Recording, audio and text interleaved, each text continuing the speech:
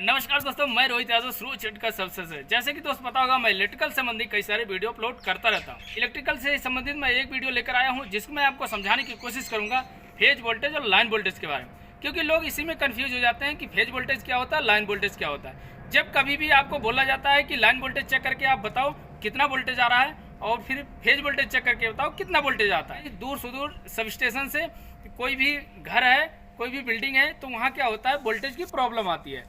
Voltage की problem क्या आती है, लो वोल्टेज की। तो हमें भेजना पड़ता है कि वहाँ लो वोल्टेज की प्रॉब्लम आ रही है, आप जाके लाइन वोल्टेज और फेज वोल्टेज चेक करके बताओ हमें कितना आ रहा है। तो यहाँ पे क्या होता है, लाइनमैन या फिर इलेक्ट्रीशियन जाता है चेक करने, तो वो कन्फ्यूज हो जाता है फेज वोल्टेज क्या होता है, लाइन वोल्टेज क्या होता है। तो यही मैं आपको क्लियर करके बताने वाला हूँ, फेज वोल्टेज क्या होता है, लाइन वोल्टेज क्या होता है। मैं आपको पहले एक फिगर के जरिए समझाने की कोशिश करूंगा, क्योंकि जो ट्रांसफार्मर का सेकेंडरी होता है, मतलब जिसमें स्टार कनेक्शन होता है, उसी से हम समझने की कोशिश करेंगे फेज वोल्टेज और लाइन वोल्टेज।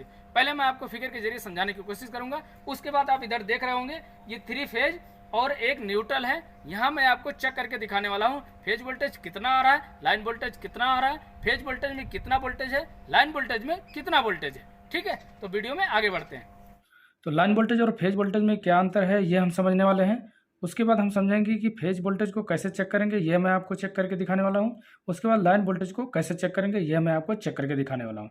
पहले हम समझने की कोशिश करेंगे स्टार कनेक्शन कैसा होता है, क्योंकि उसी के जरिए मैं आपको समझाने वाला हूँ फेज वोल्टेज और लाइन वोल्टेज में क्या अंतर है, फेज वोल्टेज को हम कैसे चेक करें, यह मैं आपको ऑन साइड चेक करके दिखाने वाला हूँ। ठीक है, वीडियो में हम आगे बढ़ते हैं। तो आप इधर देख सकते हो, मैंने जो डायग्राम बनाया है, जो कि इस तरीके से है, कलर कोडिंग के हिसाब से ही डायग्राम मैंने बनाया है ताकि आपको समझाने में आसानी हो। जैसे आप इधर देख सकते हो, मैंने रेड लाइन किया है जो कि है रेड फेज, ये एक फेज है, और ये है येलो फेज जो कि येलो लाइन से किया है। उसके बाद आता है ब्लू फेज जो कि ये ब्लू लाइन से हमने किया है। ठीक है, ये तीनों लाइन इस तरीके से जुड़ी रहती हैं, जो कि आप देख सकते हो। ये तीनों फेज कुछ इस तरीके से कनेक्ट होते हैं, जो कि 120 डिग्री एंगल पे होते हैं।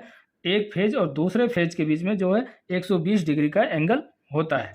ठीक है, और जैसे आप देख सकते हो वाई और बी के बीच में 120 डिग्री है, और वी और आर के बीच में भी 120 डिग्री होता है।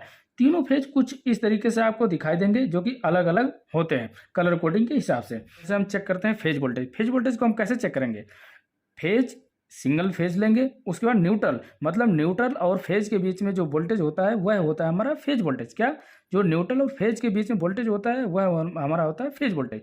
यही मैं आपको चेक करके दिखाने वाला हूं, जो कि आप यहाँ अच्छी तरीके से समझ लो, ताकि मैं चेक करके दिखाऊंगा आपको वोल्टेज, तो आप वहाँ समझ सको। आप इधर देख सकते हो लाइन वोल्टेज क्या होता है। लाइन वोल्टेज मतलब आर जो कि फेज और वाई फेज, इन दोनों के बीच में जो वोल्टेज को हम चेक करते हैं उसे कहते हैं लाइन वोल्टेज। मतलब एक लाइन और दूसरी लाइन के बीच में जो वोल्टेज होता है वह हमारा होता है लाइन वोल्टेज। इसी तरीके से हम वाई और बी के बीच में जो वोल्टेज को चेक करेंगे वह भी हमारा होगा लाइन वोल्टेज। इसी तरीके से हम आर और बी के बीच में भी वोल्टेज को हम चेक करेंगे।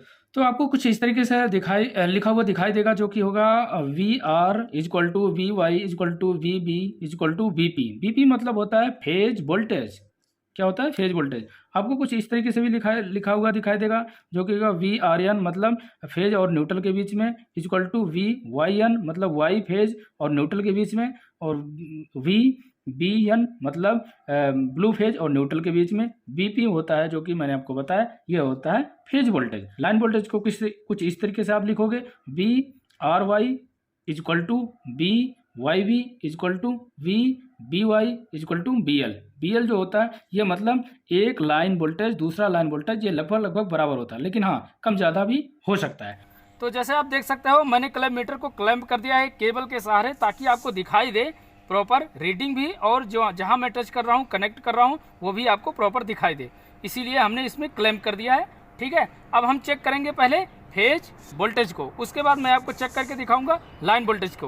तो जैसे मैंने आपको बताया था कि न्यूट्रल के साथ आर या फिर वाई या फिर बी, इन तीनों में से एक फेज को चेक करते हैं, और ये होता है फेज वोल्टेज। तो हम चेक करते हैं पहले रेड फेज और न्यूट्रल, इसके बीच लगाते हैं, देखते हैं कितना वोल्टेज आ रहा है, और ये जो हमारा वोल्टेज होगा ये वोल्टेज होगा फेज वोल्टेज। तो हमने पहले देखो आप रेड में कनेक्ट किया है और न्यूट्रल में, इसमें जो कि वोल्टेज हमें प्राप्त हो रहा है वो लगभग 235। उसके बाद हम चेक करते हैं वाई और एन, मतलब ये येलो फेज और न्यूट्रल।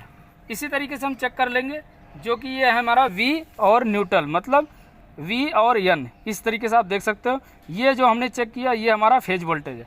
अब हम लाइन वोल्टेज को चेक करते हैं। लाइन वोल्टेज को कैसे चेक करेंगे, जैसे मैंने आपको बताया था कि लाइन टू लाइन मतलब आर और वाई को लगाएंगे। किसको, आर और वाई को। एक लीड को कनेक्ट किया हमने आर में और दूसरा को वाई में, ये हमारा आ रहा है ये लाइन वोल्टेज।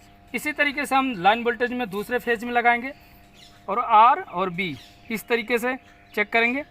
उसके बाद हम क्या चेक करेंगे, वाई और वी इस तरीके से। ये हमारा तीनों फेज चेक कर लिया हमने बारी बारी से, जो कि मैंने आपको फिगर में बताया था।